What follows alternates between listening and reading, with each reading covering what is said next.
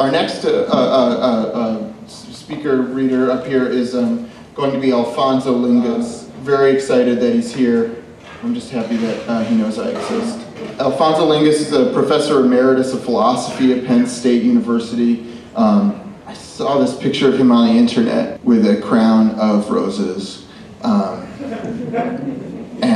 Anyway, that's all I wanted to say before I assuming that he's right here and around. Alfonso Lingis. I just haven't seen him in a second. Oh, sorry. Yes, thank you so much. Oh my goodness, I'm gonna go down.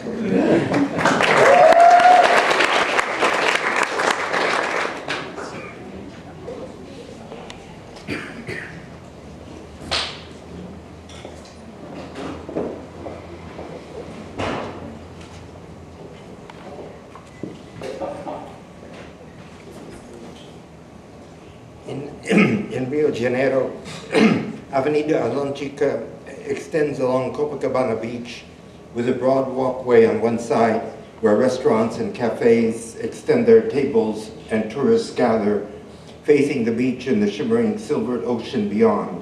Around the tables about which people are dining, local people circulate, selling paper cones, peanuts, small sausages, candies, cigarettes, and tourist souvenirs, straw hats, t-shirts, postcards.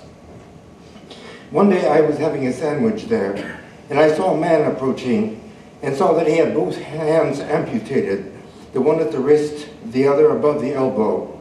He was going from table to table, badgering the people at their dinners. As he approached, my eyes were drawn to him, as our eyes are before people with amputated limbs or crippled bodies. The sight of them arouses in us a wondering how they cope, especially if they do not look feeble and despondent, but instead energetic and enterprising. There is something deeper. It is not in the nature of our bodies to tend always to a state of equilibrium like inert things. The excess energies our bodies generate prepare them for hard tasks and for dangers. But they also launch our bodies gratuitously into obstructed ways and on perilous paths. They drove our ancestors to cross the glaciers from Siberia to North America during the last ice age. They drive our contemporaries to descend into the ocean abysses and rocket into outer space. Subliminally, our bodies see in amputees a premonition of wounds and mutilations and eventually incapacitation that lurk as possibilities in our most energetic drives. When the man got closer, I saw that what he was selling, thrusting the stumps of his arms before the diners, were knives. His performance was in the public space, but his audience had not come there or agreed to watch its demanding and grotesque plot.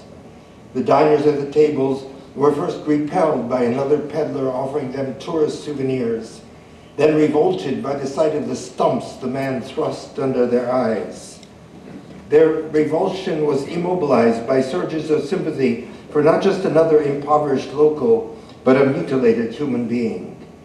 But then their horror before the sight of his fingerless and handless stumps returned before the sight of the knives he was offering them superficially for sale, but also as a tourist souvenir of the knives that had cut off his hands, knives for them to use not simply to cut bread or meat, but to cut into their bodies.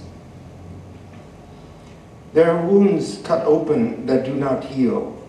I have not been able to forget this man, his stumps and his knives. Each time I recall him, I see him as vividly as the first time, and the violent emotions his performance aroused surge again.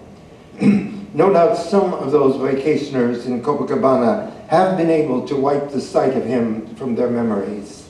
They would have had to stifle the passions of empathy, of morbid fascination, of cruelty to him and to themselves that he had awakened in them. When he moved on, they would look at him from a distance and remind themselves that they indeed had sympathy for any unfortunate human being. They would recall the times back home in their gated communities when they gave to charities, indeed volunteered on Saturdays at the information desk at the hospital. They reassured themselves of the kindness of their hearts.